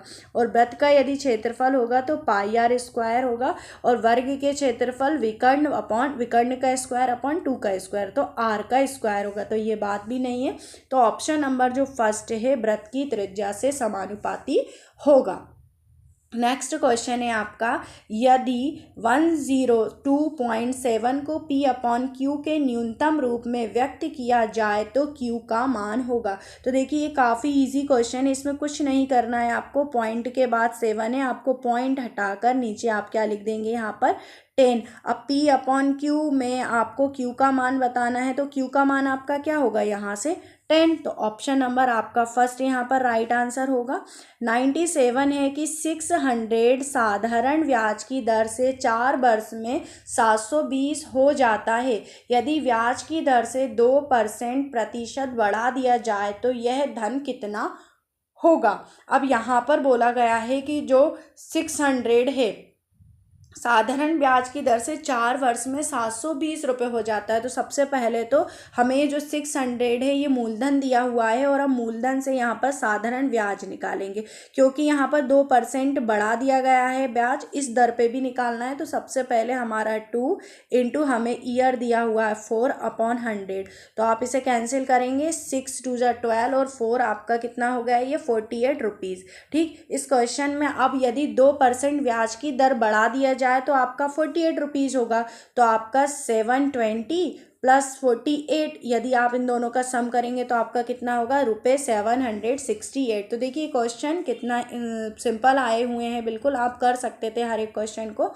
98 नंबर का जो क्वेश्चन है आपका, वहाँ पूछा गया है कि निम्नलिखित में से कौन सही नहीं है। अब यहाँ पर बात कर रहे हैं कि 2 पूर्णांकों का योग एक पूर्णांक होता है। चलिए कोई भी आप 2 पूर्णांक ले लीजिए, मैंने 2 ले लिया और 3 ले लिया, इनके योग की बात हो रही है, तो 2 पूर्णांक को योग एक पूर्णांक ही हो रहा है। फिर अगला है कि 2 परिमेय संख्याओं का योग एक परिमेय संख्या है। आप कोई भी परिमेय संख्या ले लेंगे, उनका परिमेय संख्याओं का योग परिमेय संख्या ही होगा, इस कंडीशन में परिमेय संख्या ही होगा। अब थर्ड ऑप्शन है आपका, 2 अपरिमेय संख्याओं का योग एक अपरिमेय संख्या होती है और फोर्थ है 2 प्राकृतिक संख्याओं का योग एक प्राकृतिक संख्या होता है। तो देखिए आपका यहाँ पर राइट आंसर फोर्थ भी है, लेकिन जो थर्ड ऑप्शन है ये बोला गया है कि 2 अपरिमेय संख्याओं का योग एक अपरिमेय संख्या होगी, तो ये बात सही नहीं है। तो अब हम नेक्स्ट क्वेश्चन है आपका, कोई संख्या अपने 20% से 60 अधिक है वह संख्या है। तो कोई भी संख्या है जो उसकी 20% से 60 अधिक है, तो 20% हम 100 को लेकर के यदि मानते हैं तो आपका जो 80% है वो इक्वल है आपका 60 के। ठीक, तो आपका जो 1% है जो इक्वल कितने का होगा आपका 60/80 के। तो आपका कितना आ जाएगा ये 3/4। आप कैंसिल करेंगे 3/4। अब बात हो रही है कि आप 100% की वैल्यू यदि निकालेंगे तो आपका कितना हो जाएगा, 4 से आप इसे कैंसिल करेंगे, 4 25 टाइम तो 75। तो आपकी जो संख्या होगी वो ऑप्शन नंबर 4 75 होगा। अब आपका 100 नंबर का क्वेश्चन है, संख्या 3070 के सर्वाधिक निकट 17 से पूरी तरह विभाजित होने वाली संख्या है। तो देखिए जब भी इस तरह के क्वेश्चन आए तो सबसे पहले तो आपको 3070 जो आपको नंबर दिया गया आप उसे 17 से डिवाइड करें। आप जब इसे 17 से डिवाइड करेंगे तो आपके पास जो भी शेष है उस शेष को हम देखेंगे। तो देखिए आपके पास यहाँ पर 10 शेष हो रहा है, जब आप डिवाइड करेंगे तो आपको 10 यहाँ शेषफल मिल रहा है। तो आपके पास एक संख्या आ गई कि यदि आप इसमें से 10 माइनस कर दें तो ये 11 आपकी 17 से पूरी तरह विभाजित हो जाएगी। लेकिन एक और चीज़ यहाँ पूछी गई है, सर्वाधिक निकट। आप इस वर्ड पर ध्यान दीजिए, सर्वाधिक निकट। आप दो तरह की संख्याएं निकालेंगे। मैंने आपको बताया कि भाजक और शेषफल को माइनस करेंगे। तो भाजक और शेषफल को यदि आप माइनस करेंगे तो 7 आएगा, और 370 में आप 7 अगर ऐड करेंगे तो आपका आएगा 3707। ठीक है, 3077। अब यदि सर्वाधिक निकट की बात करें तो सर्वाधिक निकट आप देखेंगे कि ये सिर्फ 7 अंक ही आगे है, तो आपका जो ऑप्शन नंबर 3 होगा वो यहाँ पर राइट आंसर होगा। नेक्स्ट क्वेश्चन है, क्रय मूल्य और विक्रय मूल्य का जो अनुपात है वो 5:6 है और हानि का प्रतिशत निकालना है। तो आप यहाँ देख सकते हैं कि क्रय मूल्य और विक्रय मूल्य का अनुपात 5:4 है, तो हानि तो हो ही रही है। अब हानि कितने की हो रही है, तो 1 की हो रही है। ठीक, 5 और 4 में से माइनस करा तो 1, और आपका जो क्रय मूल्य है वो यहाँ पर कितना है 5। आप 100 से यहाँ पर मल्टीप्लाई करेंगे तो आपका कितना आ जाएगा 20%। तो 20% आपके कहाँ पर है, ऑप्शन नंबर 1 में। नेक्स्ट क्वेश्चन है आपका, यदि किसी घन का विकर्ण जो है 8√3 सेंटीमीटर है तो उसका पृष्ठीय क्षेत्रफल निकालना है। अब आपको घन का विकर्ण दिया हुआ है, और घन का विकर्ण बराबर किसके होता है, भुजा √3 के। ठीक, भुजा और √3 के। तो भुजा √3 के, तो यहाँ से आपकी जो भुजा है वो आपकी कितने के इक्वल आ गई, 8 के इक्वल आ गई। ठीक, अब आपको निकालना है उसका पृष्ठीय क्षेत्रफल। तो घन का पृष्ठीय क्षेत्रफल क्या होता है, 6 इंटू भुजा का स्क्वायर। अब 6 इंटू भुजा का स्क्वायर, 8 का स्क्वायर 64, और 8 इंटू 64 आपका कितना हो जाएगा 384 सेंटीमीटर स्क्वायर, जो कि आपका है ऑप्शन नंबर 4 में। नेक्स्ट क्वेश्चन है आपका, आप यहाँ पर देख सकते हैं कि आपके जो क्वेश्चन है कितने इजी हैं और हर तरह के क्वेश्चंस हम कवर कर चुके थे। ठीक, आप 103 नंबर का क्वेश्चन, एक वृत्त में 120 डिग्री के खंड का क्षेत्रफल 66/7 सेंटीमीटर स्क्वायर तो वृत्त का व्यास होगा। तो सबसे पहले तो वृत्तखंड की बात हुई है, तो आप πr² θ/360 जो होगा वो आपके कितने के इक्वल होगा, 66/7 के इक्वल होगा। अब आपका ये 66/7 जो है, आपकी थीटा की वैल्यू भी यहाँ पर दी हुई है 120, तो आप थीटा की वैल्यू भी यहाँ पर रख सकते हैं, πr² 120 हो गई, और पाई की जो वैल्यू है आपकी यहाँ पर 22/7। आप यहाँ पर 22/7 रखेंगे, पाई की वैल्यू 22/7 इंटू आपका हुआ यहाँ 360, जो कि आपके इक्वल है 66/7 के। आप इसे सॉल्व करेंगे, और सॉल्व करेंगे तो आपकी आर की जो वैल्यू है, आर की वैल्यू 3 सेंटीमीटर मिल जाएगी। आप सिंपल कैंसिलेशन और कैलकुलेशन है, आपका 3 सेंटीमीटर जो वैल्यू मिलेगी, ये आपका राइट आंसर नहीं होगा यहाँ पर। आप 3 सेंटीमीटर वैल्यू जो आपकी आर की मिलेगी, आपको यहाँ पर व्यास फाइंड करना है, तो व्यास की जो वैल्यू होगी आपकी 3 इंटू 2 मतलब आपकी 6 सेंटीमीटर होगी। ठीक, क्योंकि आपको व्यास निकालना था तो आपकी 6 सेंटीमीटर इसका आंसर होगा। नेक्स्ट क्वेश्चन है आपका, यदि किसी वर्ग के विकर्ण को दुगना कर दिया जाए तो क्षेत्रफल होगा। अब वर्ग के विकर्ण को यदि दुगना कर दिया जाए तो क्षेत्रफल क्या होगा। यदि हम पहले बात करें कि एक वर्ग ये है आपका और एक वर्ग आपका ये है। अब पहले आपका विकर्ण जो था a लंबाई का था, बाद में हमने दुगना कर दिया तो 2a लंबाई का हो गया। अब वर्ग के विकर्ण का फॉर्मूला क्या होता है, विकर्ण का स्क्वायर अपॉन 2। तो पहले आपका था a स्क्वायर अपॉन 2 और इस कंडीशन में आपका क्या हो जाएगा 4a स्क्वायर अपॉन 2। आप 2 से इसे कैंसिल कर सकते हैं, यहाँ 2 से कैंसिल नहीं करना है, आपको इन दोनों को कंपेयर करना है। तो आप यदि इन्हें कंपेयर करेंगे यहाँ पर तो कितना हो रहा है, यहाँ पर 4 गुना, दोनों की तुलना करेंगे तो 4 गुना। तो इस तरह आपका 104 का जो आंसर होगा वो 4 गुना। 105 जो क्वेश्चन नंबर आया हुआ है, बिने एक घड़ी को ₹75 में बेचता है जिससे उसे घड़ी की लागत कीमत के बराबर प्रतिशत लाभ होता है, तो घड़ी की लागत मूल्य क्या होगी। देखिए इस क्वेश्चन में आपको कुछ नहीं, ऐसा अंतर चेक करना है इसमें कि हम 10 का अंतर लें जिसमें, ठीक। अब सबसे पहले तो हमारा 15 और 5 लेंगे। 15 और 5 में आपका यहाँ पर 10 150 भी है और 50 भी है, तो आप 15 मल्टीप्लाई यहाँ पर देखेंगे 10 और 5 मल्टीप्लाई देखेंगे 10, तो आपका होता है 150 और 50। तो 150 और 50 में यदि हम बात करें तो अगर हम 150 लेंगे तो उसे घाटा हो जाएगा, इसलिए हमारा जो राइट आंसर होगा वो 4th नंबर का होगा 50। नेक्स्ट क्वेश्चन है, यदि दो वृत्तों के केंद्रों के बीच की दूरी उनकी त्रिज्याओं के योग से कम हो तो वे वृत्त होंगे।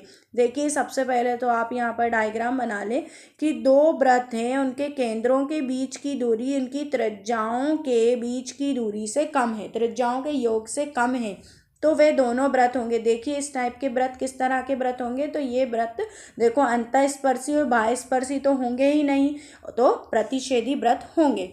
नेक्स्ट क्वेश्चन है 107 है आपका यहाँ पर, अंक विन्यास 1, 5, 2, 10, 15, 4, 20 में विलुप्त संख्या। देखिए कितना इजी क्वेश्चन है, आप यहाँ पर देख सकते हैं कि जो 1, 5, 2, 10, 15, 4 है आपका यहाँ, इसमें अगर आप यहाँ पर देखेंगे तो ये जो नंबर है 1, 2, 5, 2 जा 10, फिर 15, तो यहाँ पर आपका क्या नंबर आना चाहिए 3, जो कि आपका 4th नंबर का जो ऑप्शन है उसमें दिया हुआ है। तो इसी तरह से आप क्वेश्चंस को अच्छे से देखें तो बहुत ही इजी लेवल का क्वेश्चन पेपर था। यदि a और b घन पूर्णांक संख्याओं को 6 से विभाजित करने पर शेषफल क्रमशः 4 और 5 प्राप्त होते हैं, तब a square plus b square को 6 से विभाजित करने पर शेषफल होगा। तो आपको यहाँ पर a स्क्वायर और b स्क्वायर की जगह पर 4 स्क्वायर प्लस 5 का स्क्वायर, तो 16 प्लस 25 आपका होगा 41, और आप 41 में जब 6 से डिवाइड करते हैं, 41 में 6 से आपने डिवाइड किया है यहाँ पर, तो आपका जो शेषफल है 6 6 जा 36, 41 माइनस 36 इज 5, तो ऑप्शन नंबर 2 है जो कि आपका 5 है, राइट आंसर हुआ। नेक्स्ट क्वेश्चन है आपका, यदि किसी वर्ग की भुजा में 10% की वृद्धि कर दी जाए तो उसके क्षेत्रफल में कितनी प्रतिशत की वृद्धि होगी। अब वर्ग की भुजा है आपका 10% की वृद्धि मतलब 1/10। अब यहाँ पर बोला गया है कि वृद्धि की है मतलब प्लस किया हुआ है, तो कितना प्लस हुआ आपका 11। तो पहले जो आपका वृत्त था वो कितना था 10 स्क्वायर मतलब 100, ठीक, उसका क्षेत्रफल 100 था, बाद में आपने वृद्धि कर दी तो वो 11 हो गया मतलब 121। तो आप इन दोनों में ये चेक कर सकते हैं कि इन दोनों को माइनस करेंगे, 121 माइनस 100 तो कितने की वृद्धि हुई 21% की, जो कि आपका है ऑप्शन नंबर 2 में। मोहन की 5 वर्ष पूर्व उम्र तथा 9 वर्ष बाद उम्र का गुणनफल 15 है, तब मोहन की वर्तमान आयु होगी। तो यहाँ पर देखें कि 5 वर्ष पूर्व की आयु और 9 वर्ष बाद की आयु देखना है। तो सबसे पहले यदि मोहन की जो वर्तमान आयु है, वर्तमान जो प्रेजेंट एज है वो आपकी कितनी हो गई x हो गई। अब यहाँ बोल रहे हैं 5 वर्ष पूर्व, तो 5 वर्ष पूर्व मतलब x - 5, और 9 वर्ष बाद मतलब आपकी कितनी हुई x + 9। आप यहाँ पर देख सकते हैं कि इन दोनों का गुणनफल मतलब x-5 और x+9 का जो गुणनफल है वो आपको कितना मिल रहा है यहाँ से 15। अब आपको ये मिल गई है एक समीकरण जो कि आप x की वैल्यू निकाल के हल कर सकते हैं। तो आप इसे सॉल्व करेंगे तो आपके पास दो इक्वेशन लास्ट में होगी, एक x-6 और x+10। तो यहाँ से आप देख सकते हैं कि नेगेटिव वैल्यू को तो आपको इग्नोर करना है। तो आपका जो आंसर होगा 6x-6 = 0, जो कि आपका यहाँ पर राइट आंसर होगा। अब है आपका क्वेश्चन नंबर 1111, जो कि देखिए कितना सरल क्वेश्चन है। आप देख सकते हैं यहाँ पर सिर्फ आपको इसकी पावर का मान निकालना है। तो आप यहाँ पर देखें कि ये 0.00032 ये आपका 2 की पावर 5 का अगर लेते हैं तो हल आता है। आपके जो पॉइंट है हम यहाँ पर 2 से पहले पॉइंट लगा दें और इसे हम लिख सकते हैं 6/10 लिखेंगे। तो 5 और 10 ये 2 टाइम और ये 3 टाइम, तो 0.2 की जो पावर है आपकी कितनी रह गई 3, और आप इसे 0.008 जो कि आपके कहाँ पर है ऑप्शन नंबर 2 में। फिर है आपका यदि संख्याओं 5x9 327 और 2y8 का योग, देखिए आपकी संख्याएं क्या क्या है, 5x9 है, 327 है और 2y8 है, और इन सबको जब आप जोड़ रहे हैं यहाँ पर तब आपको मिल रहा है यहाँ 1 1 1 और ये 4। तो आपको यहाँ पर x का संभव मान बताना है। तो मैं आपको एक आइडिया देती हूँ यहाँ से कि किस तरह से आपको करना था ये क्वेश्चन। देखिए 9 और 7 आपका 16 और 8 24, तो आपका यहाँ पर 2 है, तो 2 और 2 आपका 4 होता है। तो यदि 2 और 2 4 है और यहाँ पर आपको x और y दिया है और आपको टोटल यहाँ क्या आना चाहिए 11 आना चाहिए। तो 2 और 2 यदि 4 है और 11 में से 4 अगर मैं माइनस करती हूँ तो आपको मिल रहा है यहाँ पर 7। आप y की वैल्यू 0 ले लें और x की वैल्यू 7 ले लें, तो आपका या तो x 0 होगा या फिर y 0 होगा, और 0 यहाँ ऑप्शन में नहीं है, तो 7 आपका यहाँ पर राइट आंसर होगा। अब नेक्स्ट क्वेश्चन देखते हैं 113 का। इसमें बोला गया है कि परिमेय संख्या जो है 0/-5 संख्या से बड़ी परिमेय संख्या। देखिए अब माइनस की बात हो रही है तो सीधे सीधे आप ऑप्शन में ये देख सकते हैं कि जो सेकंड नंबर का ऑप्शन है यहाँ माइनस से माइनस कट जाएगा और 3/8 एक पॉजिटिव नंबर आ जाएगा। तो सीधी सी बात है ये आपकी बड़ी परिमेय संख्या हो जाएगी।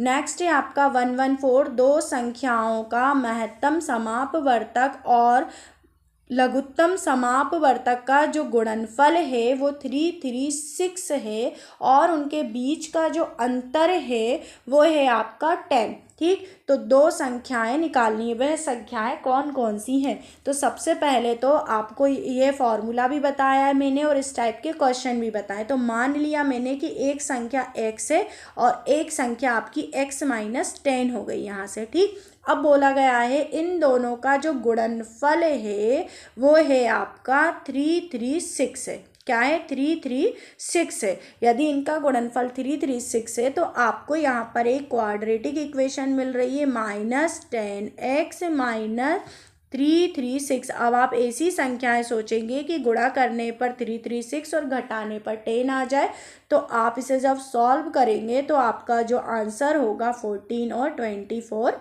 होगा, जो कि आपका है ऑप्शन नंबर 2 में। तो क्वेश्चन का लेवल आप देख ही रहे हैं कि किस तरह का लेवल था। आपका कोई भी ऐसा क्वेश्चन नहीं था जिस टाइप के हमने नहीं किए हो, हमने हर टाइप के पेपर में सॉल्व कर चुके हैं। नेक्स्ट है आपका 4 की पावर के फॉर्म में है। तो इस तरह का क्वेश्चन मैंने आपको बताया था कि सबसे पहली वाली जो भी आपकी पावर है कम, आप उसको यहाँ से कॉमन ले लें। तो आपके पास यहाँ पर लेफ्ट हुआ 1 + 4 4 का स्क्वायर प्लस आपका 4 का क्यूब और प्लस आपका 4 की पावर 4। अब आप इसे हल कर सकते हैं, जोड़ सकते हैं। 4 की पावर 61 इंटू आपका हो रहा है 341।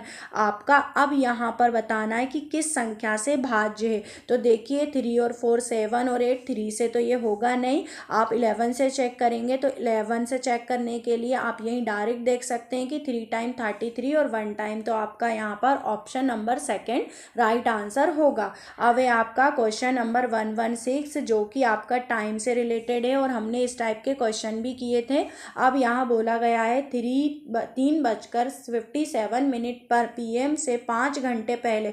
अब PM की बात हो रही है और 5 घंटे पहले जाना है, तो आप यहाँ तो ये पहली बार नोटिस कर लीजिए कि आपका जो आंसर होगा AM में आएगा, मतलब आपके PM तो कैंसिल यहाँ से हो ही गए।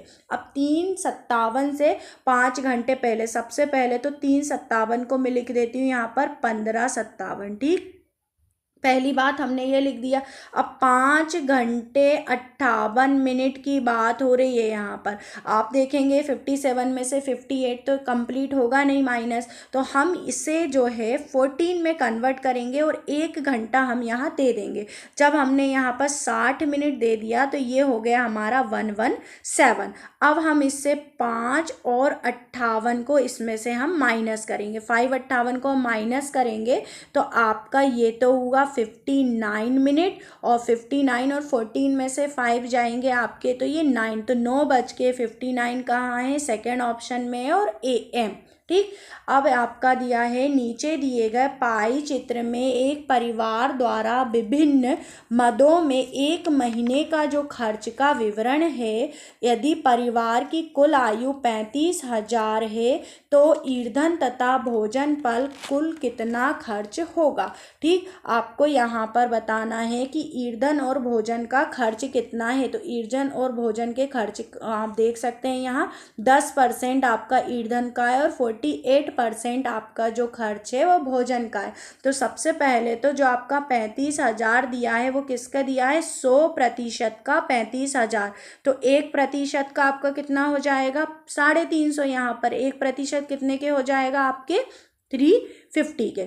ठीक, अब यदि 1% आपका 350 का है तब आपको ईंधन और भोजन यदि हम देखें तो टोटल आपका कितना हो गया 58%। तो 350 का 58 में यदि हम मल्टीप्लाई करते हैं तो आपका क्या आता है 20300। आप यहाँ पर देखेंगे कि आपका जो ऑप्शन है वो 2030 वो कहाँ पर है, आपके ऑप्शन नंबर, तो यहाँ पर जो ऑप्शन नंबर 2 है वो आपका राइट आंसर होगा 20300। अब आपका नेक्स्ट क्वेश्चन है, हम यहाँ पर देखते हैं। यदि आज 1 अप्रैल दिन बुधवार है और यदि अधिवर्ष है तो आज से 3 वर्ष पश्चात सप्ताह का कौन सा दिन होगा।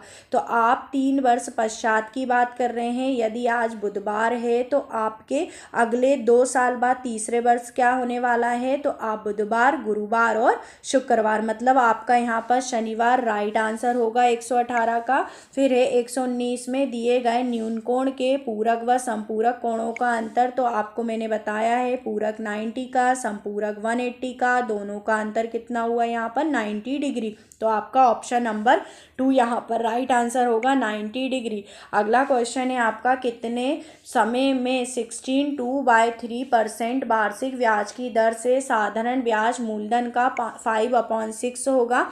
तो आपको यहाँ जो 5/6 दिया हुआ है इसमें 5 आपका ब्याज होगा और 6 मूलधन होगा। आप इसको रेट को समय में इतने रेट है आपको, तो आप इसे 50/3 कर लेंगे तो आपका मूलधन जो भी रहेगा और 50 आपका 3 रहेगा। साधारण ब्याज का मैं सूत्र लगा रही हूँ यहाँ पर, और आपका जो समय है वो हमें यहाँ से निकालना है। और फिर हम यहाँ पर बताएंगे कि किस तरह से आपका जो कितने समय में आप फाइंड कर सकते हैं, समय आप यहाँ से निकाल सकते हैं। तो 50 से आपका 102 टाइम कट गया और 2 और आपका 3 है ये आपका 2 3 जा 6 हो गया। तो आप ये सारे आपका कैंसिल हो गया, और जो कि आपके इक्वल है कितने के, मूलधन हमारा साधारण ब्याज हमारा क्या है 5 के। तो हमारा जो क्या होगा 5 वर्ष यहाँ पर राइट आंसर होगा। तो ऑप्शन नंबर 3 आपका यहाँ पर राइट आंसर होगा। आई होप कि सब पूरा जो क्वेश्चन पेपर है हमने जिस तरह से देखा आपको समझ में भी आया होगा, और क्वेश्चन पेपर बहुत ही ईजी था। हमने जितने पेपर कवर किए, जितने क्वेश्चंस किए, सभी के अकॉर्डिंग हमारा ये क्वेश्चन पेपर आया हुआ था। कोई भी ऐसा क्वेश्चन नहीं कि हमने इस टाइप का नहीं किया हो। तो आप सभी को एक मेरा सजेशन है कि इस पेपर को अच्छे से लगा लें, स्क्रीनशॉट लें, पॉज करके वीडियो को देखते रहें। आप सभी को जय हिंद, वंदे मातरम। देखिए, पर्यावरण अध्ययन में पूछा गया था पहला प्रश्न आपका कि निम्नलिखित राज्यों में से किसमें दुधवा राष्ट्रीय उद्यान स्थित है। आप सभी को पता है कि ये उत्तर प्रदेश आपका राइट आंसर होगा। उत्तर प्रदेश राज्य में दुधवा राष्ट्रीय उद्यान स्थित है। मेटूर बांध का निर्माण किस नदी पर हुआ है। मेटूर बांध का निर्माण महानदी, गंगा, कावेरी या फिर सतलज। यहाँ पर आपका राइट आंसर होगा कावेरी। जो मेटूर बांध का जो निर्माण हुआ है ये कावेरी नदी पर हुआ है। ग्रेट डिवाइडिंग रेंज निम्न में से कहाँ स्थित है। आपका राइट आंसर होगा ऑस्ट्रेलिया। याद रखिएगा, जो ग्रेट डिवाइडिंग रेंज है ये ऑस्ट्रेलिया में स्थित है। दक्षिण पूर्वी यूरोप के शीतोष्ण कटिबंध घास के मैदान को कहा जाता है। क्या कहा जाता है। आपका राइट आंसर होगा स्टॉपेज। क्या कहा जाता है। दक्षिण पूर्वी यूरोप के शीतोष्ण कटिबंधी घास के मैदान को स्टॉपेज कहा जाता है। दक्षिण अमेरिका की सबसे ऊंची चोटी निम्न में से कौन सी है। आपका राइट आंसर होगा माउंट एनकोकागुआ। ये दक्षिण अमेरिका की सबसे ऊंची चोटी होगी। तीसरा वाला विकल्प आपका सही होगा। निम्नलिखित में से किसमें क्लोरोफिल पाया जाता है। आपका राइट आंसर होगा यूग्लिना में। यूग्लिना में क्लोरोफिल पाया जाता है। उत्तर प्रदेश का राष्ट्रीय पक्षी कौन सा है। सभी को पता होगा, सरल सा प्रश्न है। सारस क्रेन है उत्तर प्रदेश का राष्ट्रीय पक्षी। निम्नलिखित में से कौन सा हार्मोन रक्त में कैल्शियम के स्तर को नियंत्रित करता है। आपका राइट आंसर यहाँ पर होगा पेराथार्मोन। याद रखिएगा, पेरोथार्मोन हार्मोन से रक्त में कैल्शियम के स्तर को नियंत्रित करता है। सेकंड वाला विकल्प आपका सही होगा। ओजोन परत की मोटाई मापी जाती है। जो ओजोन परत की मोटाई है किसमें मापी जाती है। आपका राइट आंसर होगा ये डाप्सन इकाई में ओजोन परत की मोटाई मापी जाती है। नाइट्रोजन स्थिरता करने वाले जीवाणु जड़ों में उपस्थित होते हैं। क्या होते हैं। तो राइट आंसर आपका होगा दलहन की। नाइट्रोजन स्थिरता करने वाले जो जीवाणु जड़ों में उपस्थित होते हैं वो दलहन की होते हैं। तीसरा वाला विकल्प आपका सही होगा।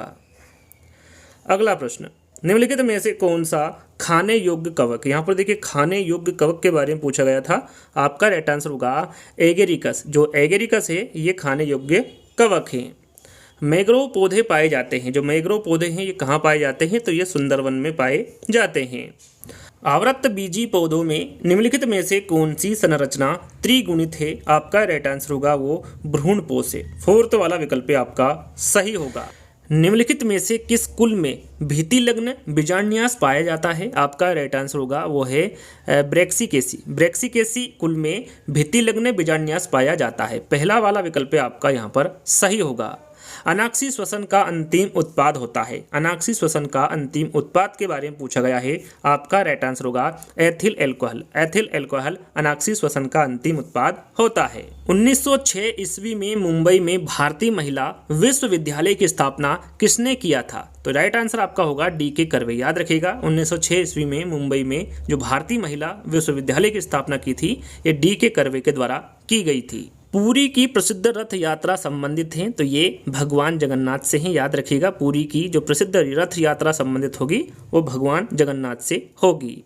नासिक में कुंभ मेला किस नदी के तट पर लगता है। आपका राइट आंसर होगा गोदावरी। नासिक में जो कुंभ मेला है ये गोदावरी नदी के तट पर लगता है। संध्या क्या था। भजन, अखबार, राजनीतिक दल या फिर धार्मिक संस्था। संध्या के बारे में पूछे तो आपका राइट आंसर क्या होगा अखबार। संध्या एक अखबार था। उत्तर प्रदेश राज्य विधान परिषद में कुल सदस्य संख्या कितनी है। आपका राइट आंसर होगा 100 सदस्य। उत्तर प्रदेश राज्य विधान परिषद में जो कुल सदस्य संख्या होगी वो 100 सदस्य की होगी। भारतीय ध्वज संहिता कब से प्रभावी हुई। आपका राइट आंसर होगा 26 जनवरी 2002 से। याद रखिएगा, जो भारतीय ध्वज संहिता है ये 26 जनवरी 2002 से प्रभावी हुई। सेकंड वाला विकल्प आपका सही होगा। जन गण मन के हिंदी संस्करण को संविधान सभा ने भारतीय के राष्ट्रगान के रूप में कब अपनाया? आपका यहाँ पर राइट आंसर होगा, ये अपनाया था आपका 24 जनवरी 1950। 24 जनवरी 1950 को अपनाया था। पहला वाला विकल्प आपका सही होगा। 17वीं लोकसभा के लोकसभा अध्यक्ष का नाम, यहाँ पर देखिए 17वीं लोकसभा के लोकसभा अध्यक्ष का नाम आपको बताना है। आपका राइट आंसर होगा ओम बिरला। ये 17वीं लोकसभा के लोकसभा अध्यक्ष का नाम है। भारत में अंतर राजकीय परिषद का अध्यक्ष कौन होता है? यहाँ पर आपका राइट आंसर होगा प्रधानमंत्री। याद रखिएगा, भारत में अंतर राजकीय परिषद का जो अध्यक्ष होता है वो प्रधानमंत्री होता है। निम्न में से किसे अपने कर्तव्यों के पालन के लिए भारत के राज्य क्षेत्र के सभी न्यायालयों में सुनवाई का अधिकार होगा? आपका राइट आंसर होगा भारत का महान्यायवादी अपने कर्तव्यों के पालन के लिए भारत के राज्य क्षेत्र के सभी न्यायालयों में सुनवाई का अधिकार होगा। यहाँ पर तीसरा वाला विकल्प आपका सही होगा। वहाँ जिला जहाँ गंगा नदी उत्तर प्रदेश राज्य में प्रवेश करती है, आपका राइट आंसर यहाँ पर होगा बिजनौर। याद रखिएगा, वहाँ जिला बिजनौर है जहाँ गंगा नदी उत्तर प्रदेश राज्य में प्रवेश करती है। फोर्थ वाला विकल्प आपका सही होगा। निम्नलिखित नदियों में से कौन यमुना नदी की सहायक नहीं? यहाँ पर देखिए, यमुना नदी की कौन सी सहायक नदी नहीं है ये पूछा गया है। आपका राइट आंसर होगा गंडक। गंडक नदी यमुना नदी की सहायक नदी नहीं है। भारत की सबसे ऊंची चोटी कौन सी है? सभी को पता होगा K2 है। भारत की सबसे ऊंची चोटी K2 है। वहाँ पठार जो ऑस्ट्रेलिया में स्थित है, यहाँ पर वहाँ पठार आपको बताना है जो कि ऑस्ट्रेलिया में स्थित है। आपका राइट आंसर यहाँ पर होगा किम्बरले। जो किम्बरले पठार है ये ऑस्ट्रेलिया में स्थित है। अंतिम प्रश्न, उत्तर प्रदेश का वहाँ जिला जो बुंदेलखंड पठार का भाग नहीं है, आपका राइट आंसर होगा मिर्ज़ापुर। याद रखिएगा, उत्तर प्रदेश का वहाँ जिला मिर्ज़ापुर है जो कि बुंदेलखंड पठार का भाग नहीं है। तो यहाँ पर आपके पर्यावरण के 30 प्रश्न यहीं पर समाप्त होते हैं। तो 150 प्रश्न यहीं पर समाप्त होते हैं। आपको बताना है कि 150 प्रश्नों में आपको कितने नंबर आ रहे हैं, कमेंट्स के माध्यम से ज़रूर बताइएगा। और अपनी तैयारी ऐसे ही जारी रखिएगा, इसको कम मत करिएगा, क्योंकि जल्द ही आपका यूपी टेट का एग्ज़ाम होने वाला है। आपको आगामी परीक्षा के लिए अभी से बहुत बहुत शुभकामनाएं। धन्यवाद।